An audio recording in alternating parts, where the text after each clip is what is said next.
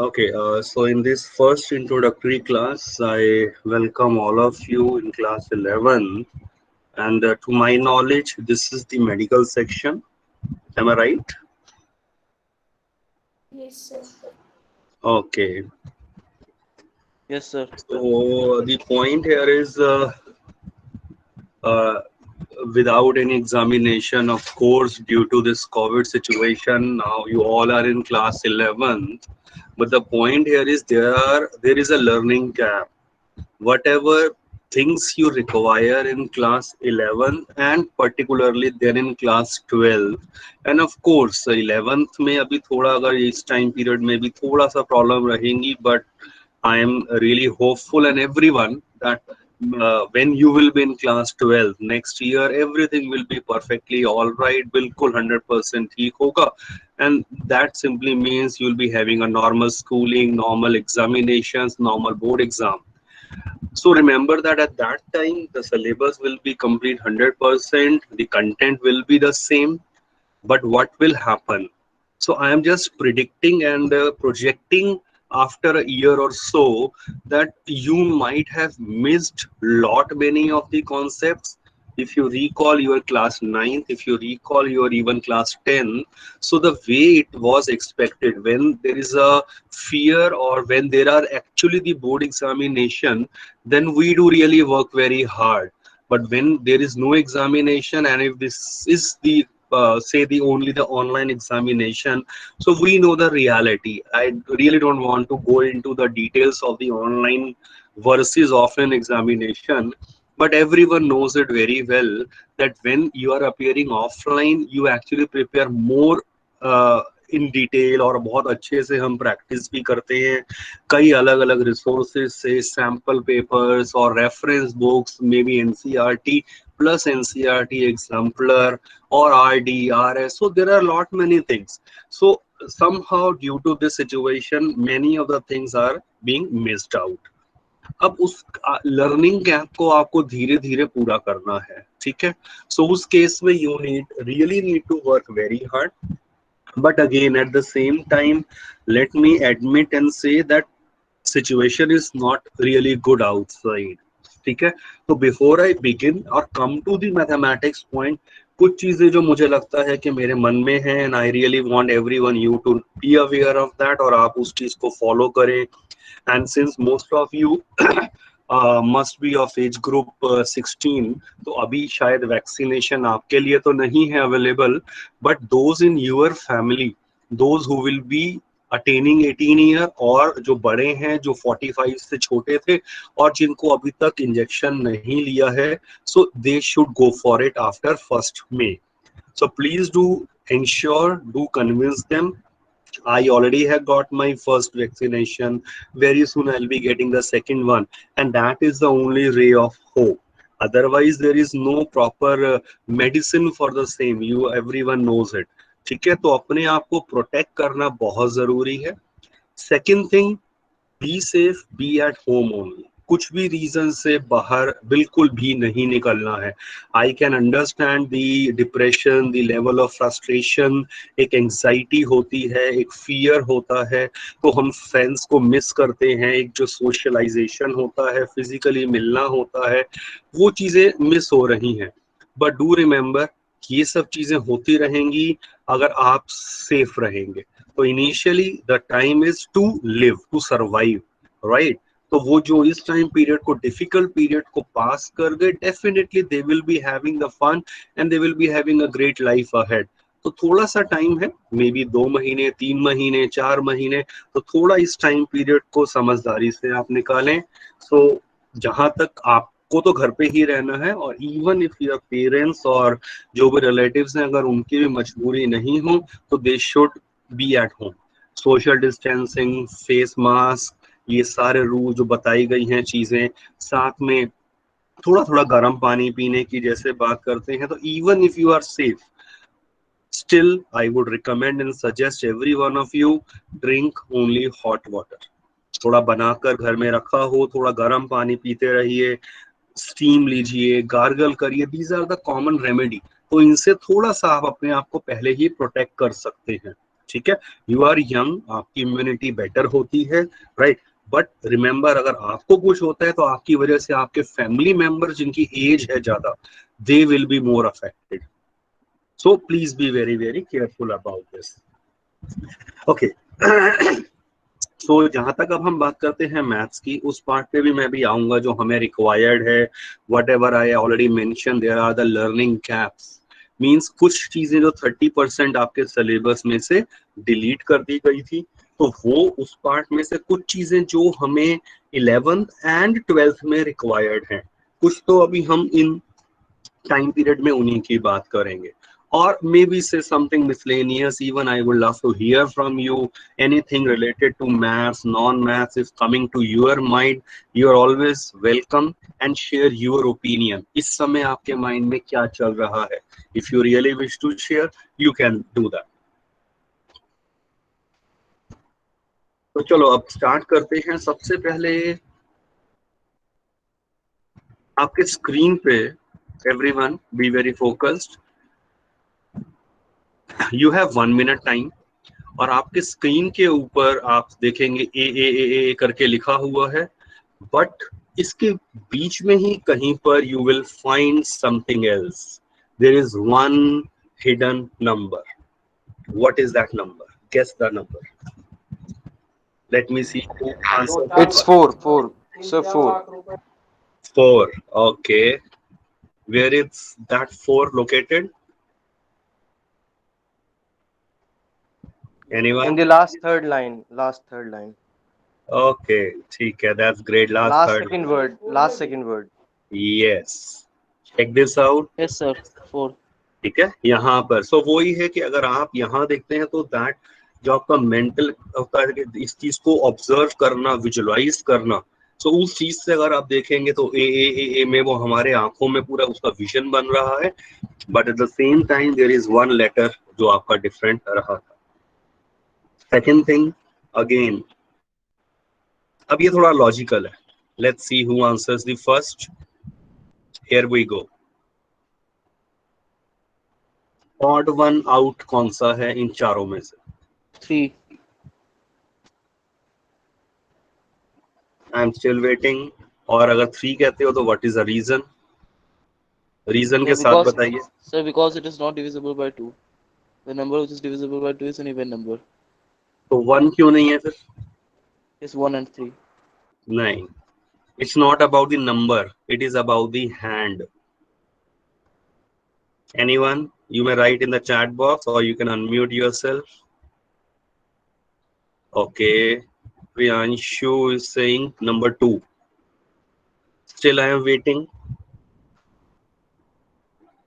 for the correct answer.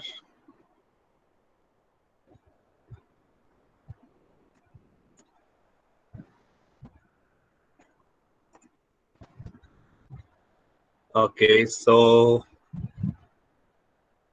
the correct answer is 4. All other 3 are the right hand. Look carefully. Fourth one is representing the left hand. I think the logic is also clear. Yes, sir. Yes, sir. ठीक है, अब जरा ध्यान से दोबारा से images को देखिए तो बहुत इजीली अब आप इसको लॉजिकली अंडरस्टैंड कर पाएंगे। फर्स्ट, सेकंड एंड थर्ड आपके राइट हैंड की पोजीशन है। ओके, एक और चीज, do you agree with this? एक लिखा है प्रूव दैट 2 + 2 = 5। ठीक है, सो चेक इट आउट। 2 + 2 ये लिख दिया, 4 हो गया, और उसमें -9/2 + 9/2। लुक केयरफुली, इसे हमने फर्स्ट वाली टर्म को ये लिख दिया और ये +9/2 एज इट इज। अब रूट के अंदर ये स्क्वायर ओपन किया and check out the steps, and finally after calculation you are getting the answer as 5. Of course this is not true, but why?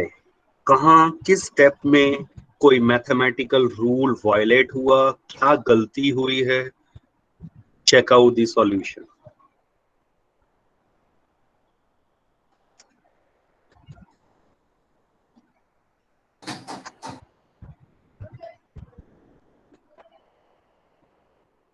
Anyone?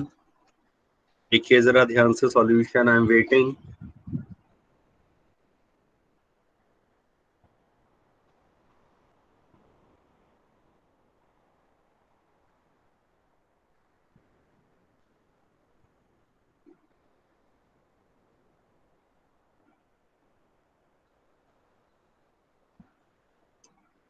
Mathematical जो steps लिखे हुए हैं अंदर, दे आर ऑल करेक्ट. कि अगर यहाँ पर -20, देखिए यहाँ पर जैसे अगर यहाँ नीचे -20 आ रहा है तो ये कैलकुलेशन करेक्ट है. फिर ये +9/2 का होल स्क्वायर करेक्ट है. फिर -20 को ये लिख दिया, that is all correct and so on. But still, of course, this is giving me the absurd result in mathematics. Why? Which step is not correct?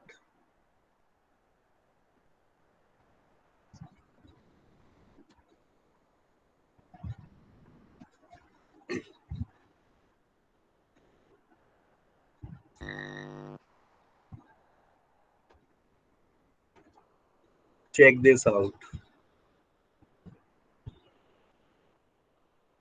This is not correct. पहला ही step गलत है. Reason, under the root x square को हमने x लिख दिया है, which is not correct. ये रूट के अंदर x स्क्वायर हो गया और उसको हमने सिर्फ x लिख दिया यहाँ. Do remember, root of x square जो है वो प्लस माइनस x होता है. Plus minus x. सो अब एक छोटा सा मैथमेटिकल रूल हमें पता है. I am sure everyone is aware of this. सुना होगा, या root of X square actually हम कहते हैं मॉड ऑफ एक्स होता है, एब्सोल्यूट वैल्यू. पर वो रूल को हमने यहाँ वायलेट कर दिया. इसी वजह से मैथ्स की यही ब्यूटी और यही प्रॉब्लम है कि अगर एक स्टेप गलत हुआ, उसके आगे जितने भी स्टेप फॉलो होंगे they all will be then wrong. तो पहला ही स्टेप में there is a mistake of using this thing. So I'm sure this idea is clear to all of you. एक और मेरे माइंड में क्वेश्चन आ गया ये करवाते हुए. Can anyone tell me the value of x?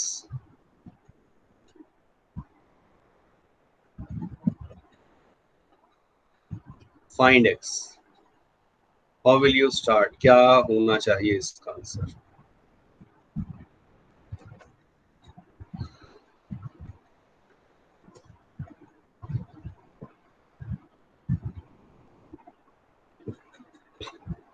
कोई मेथड माइंड में आ रहा हो या लॉजिकली आप सोच पा रहे हो?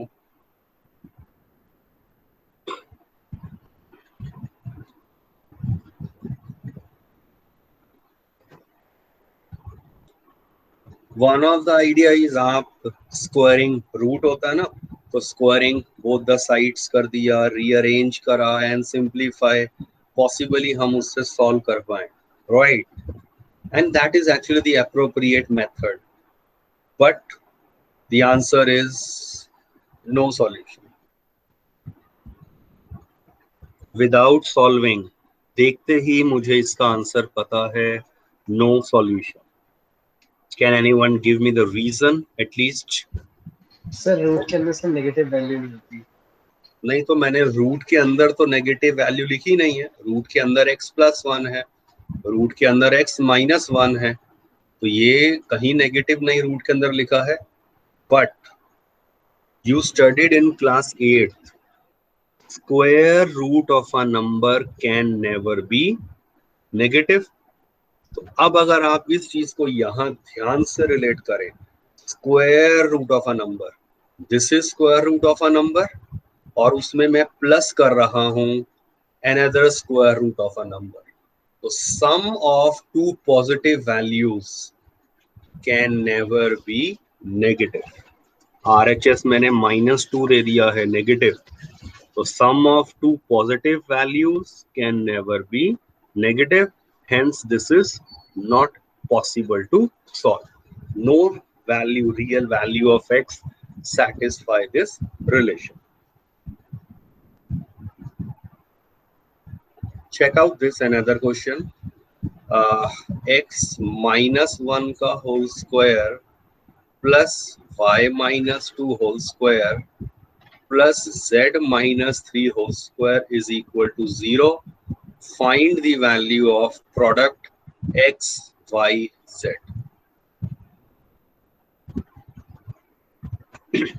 Again, the concept lies in your class 8th only. Basic है, देखते ही आंसर है. I'm waiting. कोई सोच पा रहा है?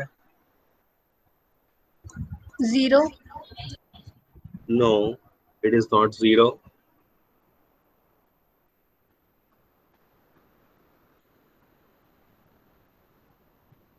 स्टेटमेंट इसमें क्या यूज हो रही है? So 9. Square. हाँ? 9. Sorry? 9. 9. No, it's not 9. We know square of a number is always positive. Positive का मतलब क्या होता है? स्क्वायर ऑफ अ नंबर हमें पता है हमेशा 0 या उससे बड़ा ही होगा. What does that mean? अगर अब मैं जरा ध्यान से देखूं फर्स्ट टर्म को, this is positive, this is positive, Yes. This is positive. But याद रखो RHS में तीनों पॉजिटिव टर्म का सम जो है वो 0 दिया है. ये कब पॉसिबल होगा? So जब सारा नंबर 0 होगा. यस, जब इंटरनली हर एक नंबर 0 के इक्वल होगा, क्योंकि आप इन तीनों को ऐड कर रहे हैं और ये वैल्यू या तो 0 से ग्रेटर है या 0 के इक्वल है. तो अगर आंसर ही मेरा 0 है, this is only possible under this condition. तो x आ गया 1, y is 2, z is 3, so that your required answer is 1 into 2 into 3. सिर्फ मैंने ये पूछा था, your required answer. So sometimes in mathematics logic जो है, जो कॉन्सेप्ट्स आपने ऑलरेडी कहीं ना कहीं मे बी शायद 6th में 7th में पढ़े हों, so they are helpful, they may be used even in the higher mathematics. 11th या 12th की अगर मैं बात करूं, I am not talking about the beyond that, but at least 12th तक भी there are lot many rules and formulas which you already have studied in class 8th, 9th, 10th, और उन्हीं को हम यूज करने वाले हैं फर्दर. इनफैक्ट 12th में अगर मैं एक एग्जांपल ले रहा हूं, there is a chapter of applications of derivatives. वहां पर कोन, सिलेंडर, इन सबके सरफेस एरिया, वॉल्यूम, इन सब के आइडियाज, और या सिंपल वर्ड में ट्रेपीजियम का एरिया का फार्मूला क्या होता है, what is the formula for area of a triangle. So these are all the things student has studied in class 8th, 9th, 10th itself. But वही होता है 11th में हम शायद मेंसुरेशन के ना ये फार्मूला एक्चुअल में नहीं है सिलेबस में, तो स्टूडेंट्स फॉरगेट दैट. और 12th में एकदम से चीजें आती हैं, sometimes they may B over confident या उनको वो याद रहते नहीं है. अगर एक पहला स्टेप फार्मूला अगर आपको नहीं पता, 5 मार्कर क्वेश्चन होते हैं वो, और पूरा क्वेश्चन गलत हो जाएगा. सो इसीलिए my humble submission is do remember, do recall whatever you have studied in your previous classes. तो 9th and 10th बहुत इंपॉर्टेंट रोल प्ले करती है. जब मैं 11th and 12th की बात करूंगा तो वो बेस है मेरा. तो अगर आपका ये बेस किसी भी रीजन से वीक रह गया, then of course you are going to face a lot of problems in class 11th mathematics. If I compare 11th and 12th, there used to be a time when 12th was easier and 11th was tougher. But after 2008, there was a change in the curriculum, and then 11th की math थोड़ी सी comparatively मैं मानता हूँ based on my experience of 21 years कि वो थोड़ा easy है, but 12th की मैथ्स कहीं ज्यादा हो जाती है, एक्सटेंसिव लेवल में बहुत कुछ करना है, बट वो चीज के लिए मुझे 11th का तो बेस चाहिए ही चाहिए। Almost 60% of the concepts you are going to study in class 11th, 60% they are going to be used in class 12th। तो हम 11th को अगर सोचें कि हम थोड़ा लाइटली ले लें, या चलो हमने 10th बोर्ड के हिसाब से थ्रू आउट मेहनत तो करी थी, अब थोड़ा सा रिलैक्स हो जाते हैं, इतना क्या पढ़ना, बोर्ड आएगा 12th होगा हम तब सीरियस हो जाएंगे, तब ट्यूशंस लगा लेंगे, तब मेहनत कर लेंगे। प्लीज बिलीव मी, जो इस मेंटालिटी के साथ चलते हैं, इस थॉट प्रोसेस के साथ चलते हैं, they suffers a lot in board examination.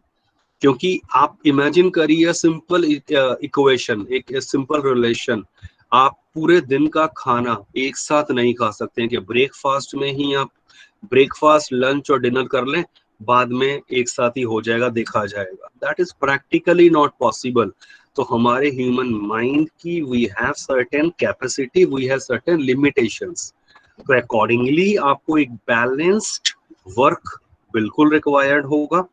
तो वो बैलेंस्ड वर्क को करने के लिए आपको एक कुछ चीजें मैं बता देता हूँ। अभी तो चलो हम थोड़ा सा जनरल फॉलो करेंगे, जो जो मिसिंग चीजें हैं धीरे धीरे I will come to that part, but once we will be having our regular classes, ठीक है, जो हमारी जुलाई से हो जाएंगी, क्योंकि फिर आपका तो जून से ही हो जाएंगी, क्योंकि 9 जून तक फिर आपका समर वेकेशंस आ जाएगा। तो 10 जून ऑनवर्ड हमारी रेगुलर 11th क्लास प्रॉपर जो होता है सिलेबस वाला वो स्टार्ट होने वाला है। तो उसके लिए उससे पहले आप अपना बेस पूरा रखिए अच्छे से, क्लियर करते हुए पिछली चीजें जो मिसिंग है 8th 9th 10th की स्पेसिफिकली, उन्हें आप एक अच्छे से रिवाइज करके रखेंगे। आपको एक रजिस्टर मेंटेन करना होगा, right? There is no need for the two different registers as such. There will be one register, एक थिक रजिस्टर बना लिया। There will be assignment, आपको एक नॉर्मल NCERT हम करेंगे, एंड NCERT बुक के साथ साथ आपको असाइनमेंट भी मिलने वाला है फॉर ईच चैप्टर। तो अब उस ईच चैप्टर के अंदर असाइनमेंट में क्वेश्चंस जो हैं, कुछ क्वेश्चंस होंगे बिल्कुल सिमिलर सिंपल टाइप हो गए, कुछ क्वेश्चंस आपके एनसीईआरटी एग्जाम्पलर से होंगे, कुछ आरएस, मतलब 3-4 रेफरेंस बुक से जो चीजें हमें 12th के हिसाब से कहीं ज्यादा रिक्वायर्ड हैं, बट दे आर मिसिंग और इनकम्प्लीट इन आवर एनसीईआरटी, तो they are actually covered via our assignments. बहुत इंपॉर्टेंट चीज अब बता रहा हूँ, इस चीज को हम ध्यान रखेंगे। आपका एग्जाम जो भी होगा, चाहे यूनिट टेस्ट हो या मिड टर्म हो या फाइनल टर्म एग्जामिनेशन, उसमें आपका पेपर का जो वेटेज है उसमें बाइफरकेशन में, एक मैंने बताया एनसीईआरटी का आपका बुक से हम करेंगे और साथ में असाइनमेंट। तो through out the paper 60% questions NCERT text book से होंगे, 40% क्वेश्चंस का वेटेज जो है वो आपका असाइनमेंट से होगा। So that simply means if a student is only doing NCERT और वो कहे कि मैंने अच्छे से रट लिया, लिख लिख के प्रैक्टिस कर लिया है, even that is amounting to 60% of the marks, क्योंकि 40% जो है वो आपका असाइनमेंट के थ्रू जो हम चीजें डिस्कस करेंगे। Now for assignment, of course your teachers, चाहे मैं करवाऊं, रेखा मैम करवाएं, मीनाक्षी मैम, जो भी मैथ्स के रहते हैं, so we'll be discussing the assignments as well all together. So assignments को भी seriously day 1 से ही आपको लेना है, you cannot miss, you cannot ignore that। तो बाद में स्टूडेंट्स को ये प्रॉब्लम फेस करते हैं कि उन्होंने ट्यूशन लगाई थी, बट पेरेंट्स के मेरे पास, I remember every year it happens कि फिजिकली जब स्कूल की मैं बात करूं तो कि वो ट्यूटर सिर्फ नॉर्मली एनसीईआरटी करवा रहे हैं, वो ग्रुप में जाता है, वहां आप जो असाइनमेंट देते हैं they generally do not discuss that, वो मना कर देते हैं। so you are also going to face the same problem. तो इसलिए मैं आपको पहले से ही बता रहा हूँ, take this as a humble request, submission and a warning, everything, कि अगर आप असाइनमेंट्स को जो क्वेश्चंस आपको बताए जाएंगे और डिस्कस उनमें से आपके साथ मोस्ट ऑफ द क्वेश्चंस करे जाएंगे और कुछ आपको होमवर्क के लिए दिए जाएंगे, आप प्रैक्टिस करेंगे, डाउट आएगा, you can always ask your teachers, तो वो चीजें धीरे धीरे रहेंगी. I am going to create one specifically, अभी नहीं, वो धीरे बाद में जून में ही करूंगा मैं. आपका एक एक्सक्लूसिव मैथ्स का व्हाट्सएप ग्रुप बनेगा. अभी तो आपका ये क्लास का कॉमन ग्रुप है, because I am going to share the daily basis पे ऊपर आपको होमवर्क कुछ रहा, जो भी टॉपिक करवाया उसके ऊपर बेस्ड ओनली से 4 और 5 क्वेश्चंस हैं जो आपके सिमिलर प्रैक्टिस के लिए होंगे होमवर्क में. So I am going to share that homework. आपकी अटेंडेंस है, आपकी और परफॉर्मेंस है, मार्क्स हैं या असाइनमेंट्स के हिंट्स हैं, whatever, everything will be discussed on that WhatsApp group. तो वो चीजें रहेंगी. ऐसे क्लास ग्रुप का आपको क्लासरूम जो है, गूगल क्लासरूम, उसका लिंक शेयर कर दिया गया है. धीरे धीरे आप उन्हें भी ज्वाइन कर लीजिए.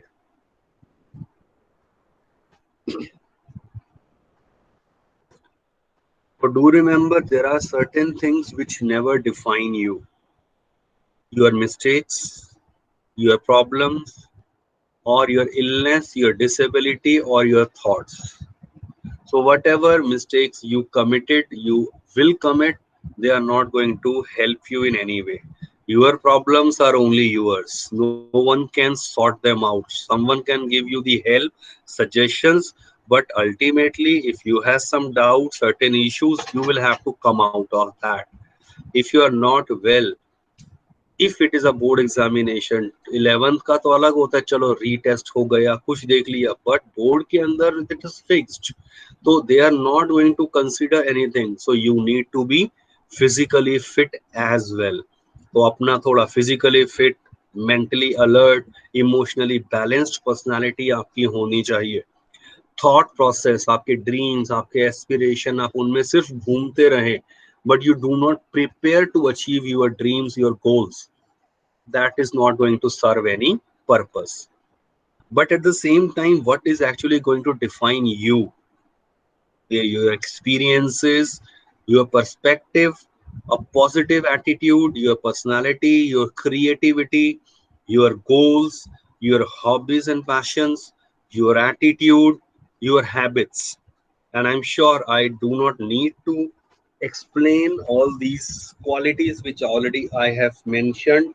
Whatever your experiences, whatever is your learning, कितना आपने प्रीवियस क्लासेस में सीखा है, पढ़ा है, कितनी नॉलेज गेन करी है, वो सब चीजें अब आपको यहाँ हेल्प करने वाला है. सो इसीलिए उन्हें एनरिच रखिए. आपका पर्सपेक्टिव क्या है किसी भी चीज को लेकर, हाफ ग्लास एम्प्टी और half glass full, that all depends on you. So you need to look at a positive aspect. तो अगर कहीं नेगेटिविटी है इस समय हर तरफ एनवायरनमेंट में, उनमें ये भी याद रखिए 95% से ज्यादा लोग घर पे ही रहकर होम क्वारंटाइन में ठीक हो रहे हैं. तो look at the positive aspect of the same thing.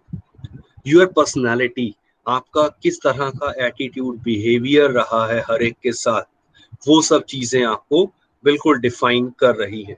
How creative thinking आपकी रही है, कितना आप लॉजिकली क्रिएटिवली सोच पाते हैं, that is really going to matter.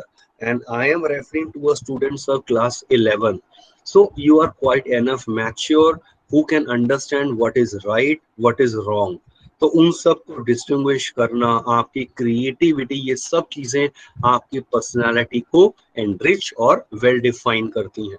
आपके गोल्स क्या है लाइफ में, आपने क्या अपने लिए एम सेट कर रखा है कि मुझे मेडिकल एम से करना है, मुझे ये एंट्रेंस क्रैक करना है, बट क्या सिर्फ सोचने से बात बनेगी, और या उसको टारगेट करने के लिए आपने क्या अपनी क्लासेस, क्या आपने उसके लिए कोई extra coaching, extra teaching, extra books, क्या आपने अभी से उसके लिए पढ़ना शुरू किया है? Are you aware the type of questions the entrance किस तरह का आने वाला है? Because when I compare engineering and medical, तो इंजीनियरिंग इज मच इजियर। क्यों? क्योंकि उसमें थाउजेंड्स ऑफ प्राइवेट कॉलेजेस भी मिल जाते हैं। एक इंजीनियरिंग कॉलेज में नहीं हुआ, आईआईटी नहीं हुआ, डीसी नहीं हुआ, तो आपके पास मतलब वीआईटी नहीं हुआ, डीटीयू नहीं हुआ, there are hundreds and thousands of other options private से लेकर साउथ इंडिया में या फॉरेन में इंजीनियरिंग का तो बहुत ज्यादा सीट्स अवेलेबल है। कोई दिक्कत नहीं है। जिसने 11th में इंजीनियरिंग के लिए एडमिशन लिया है वो इंजीनियर तो मान के चलो लगभग बन ही जाएंगे। किस तरह के बनेंगे, कितना अर्निंग करेंगे, that is a second thing. But for medical students specifically मैं बता देता हूँ, the competition is really really very tough. Getting into the government colleges of course toughest होता है। चाहे मैं एमएमसी की, मौलाना आजाद मेडिकल की बात करूं, सफदरजंग, एम्स की बात करूं, या और भी इस तरह के कई आपके गवर्नमेंट कॉलेजेस जो ऑल ओवर इंडिया हो जाते हैं, पीजीआईज हैं, वहाँ entry is really really very challenging. Eight the same time MBBS से अकेले काम नहीं चलेगा। एमबीबीएस के साथ आपको स्पेशलाइजेशन, मास्टरी, एमडी, एमएस, तो ये अब धीरे धीरे करके देखा जाए तो अगर आप मेडिकल का एम रखते हैं तो 8 से 10 साल आपको एक्स्ट्रा आगे पढ़ना पड़ेगा। B very very clear about this. तो उस केस में कई अच्छी चीजें भी होंगी, कुछ फेज ऐसा आएगा कि you will be frustrated, be mentally prepare for that. तो एफर्ट्स आपके हैं। आप सोचिए कि थोड़ा सा बस 11th है या ये सिलेबस है, 12th है, ये कुछ भी नहीं मैटर करेगा। इससे कहीं ज्यादा चीजें हैं जो आपको अपना 12th में और उसके आगे मेडिकल में पढ़ना रहेगा। So that is going to be very challenging and very tough. So you need to be very very focused at your goal. Aim अगर क्लियर है तो उसके लिए मेहनत आपको करनी है। अब इसमें कोई वेल डिफाइंड नहीं स्ट्रक्चर है कि क्या 10 घंटे दिन में पढ़ने से काम चल जाएगा, या 12 घंटे या 15 घंटे या सिर्फ 4 घंटे काफी है।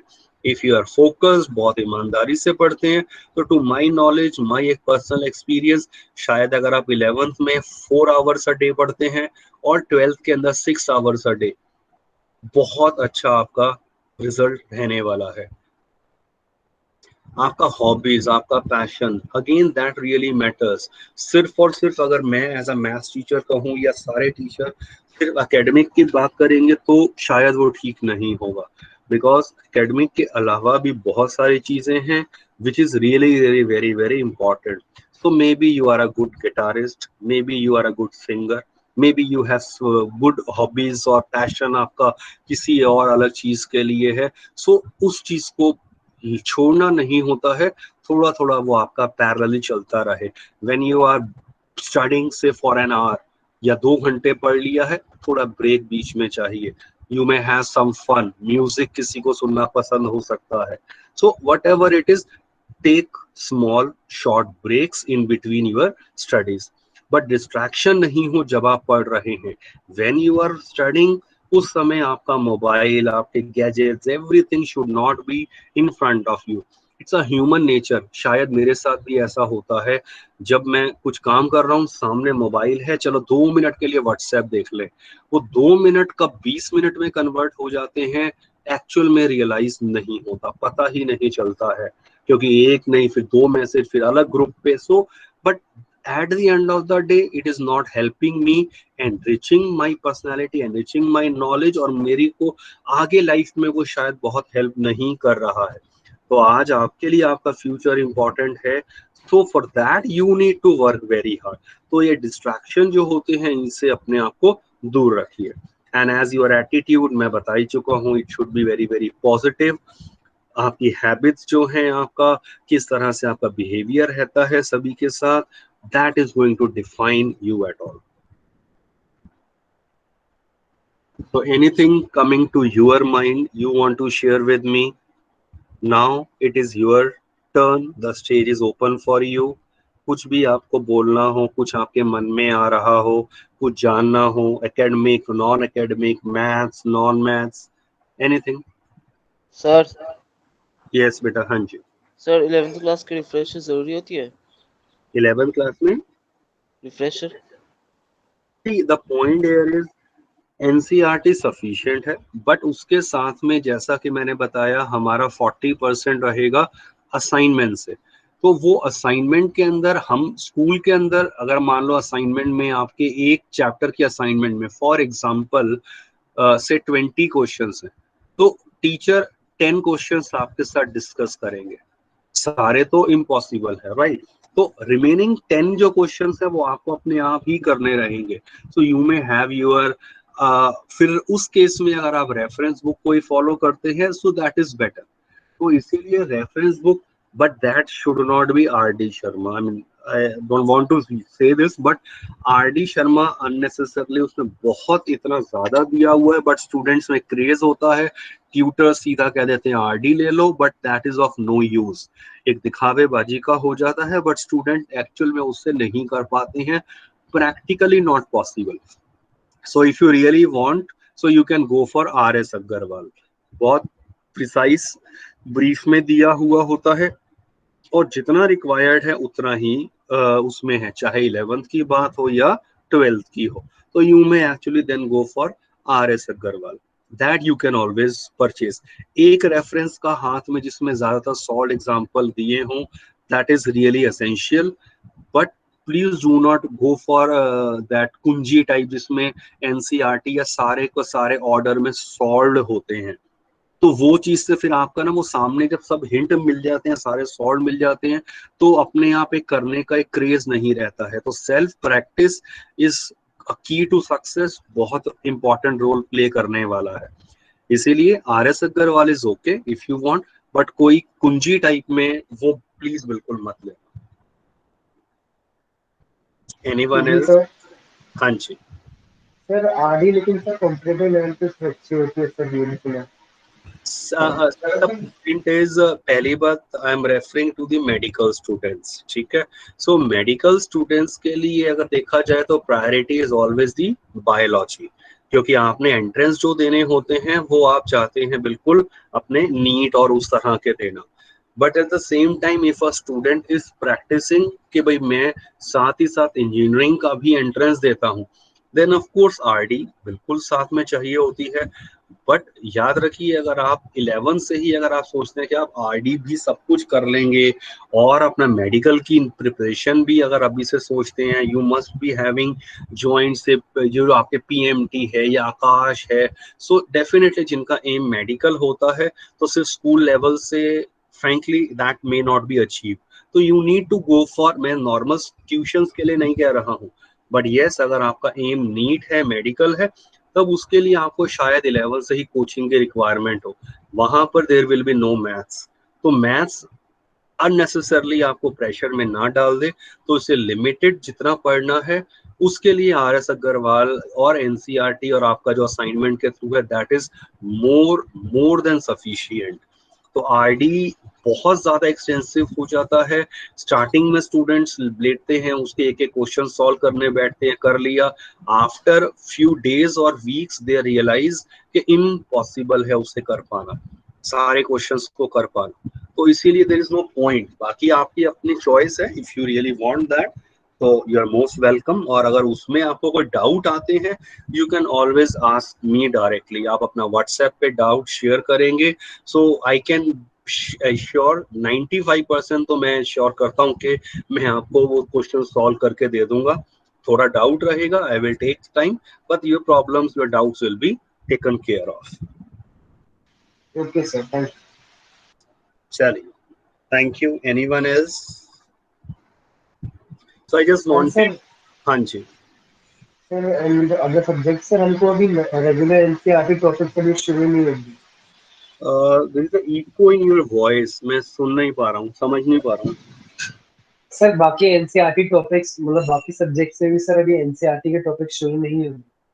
हाँ वही होगा, सी 11th और 12th में every teacher is going to teach using NCERT only, चाहे वो आपका फिजिक्स हो या केमिस्ट्री हो, they will better guide you the teachers जो हैं, बट आपका सिर्फ और सिर्फ एनसीईआरटी से ही करवाते हैं। But yes eight the same time वही अपनी असाइनमेंट सेल्फ प्रिपेयर्ड दे दिया ताकि आप थोड़ा और एक्स्ट्रा प्रैक्टिस कर लें। But as of now everyone should purchase NCERT, वो आपके पास अवेलेबल होनी चाहिए हर सब्जेक्ट की। Okay sir, thank you sir. चलिए, thank you and God bless you. Next class से धीरे धीरे अब हम कुछ टॉपिक्स जो आपके हैं उन्हें हम फोकस करेंगे। चलिए, no doubt I am ending the class now. Can we do physics if we do not take maths? See, it is possible. It is possible कि आप physics कर लें, but yes, maths is actually the base for physics. So जो आपके derivations होते हैं, there are lot many numericals, वहाँ mathematical knowledge and understanding support करती है. But there are the students जो बायोलॉजी मतलब जो नीट की प्रिपरेशन कर रहे हैं, उनको फिजिक्स तो करना ही होता है and they do not take mathematics, but still they do wonders, they do much better. कोई ऐसा fixed and hard and fast नहीं है। हाँ, मैथ्स होगा तो ज्यादा बेटर हो जाता है, बाकी you can even do without that also. Sir yes, sir biotech क्या नॉन मेड में होती है या मेड में होती है? That is a non medical. Biotech non medical में, मतलब बायोटेक और आपको इकोनॉमिक्स वगैरह में ऑप्शन में मिल जाता है। और सर अगर हमने मैथ्स लिए तो कॉलेज में जाके हम लोग बायोटेक ले सकते हैं? हाँ, बिल्कुल ले मेडिकल सकते वाले? हैं। हाँ हाँ, बिल्कुल कर सकते हैं। बायोटेक का जरूरी नहीं है कि 11th-12th में बायोटेक पढ़ी हो, डायरेक्टली यूनिवर्सिटी लेवल में बायोटेक में एडमिशन हो जाता है। अगर आपने साइंस बायो वगैरह लिया हुआ है तो आराम से हो जाता है। और इवन वो भी नहीं है, मेडिकल की स्ट्रीम भी नहीं है, फिजिक्स केमिस्ट्री भी पढ़ा हुआ है तब भी बायोटेक में हो जाएगा। That your teachers can guide you much better, जो कंसर्न है। ठीक है, चलिए ठीक है, फिर आई am ending the class now, you can all leave. Thank you, have a thank you great sir. Day. Thank you.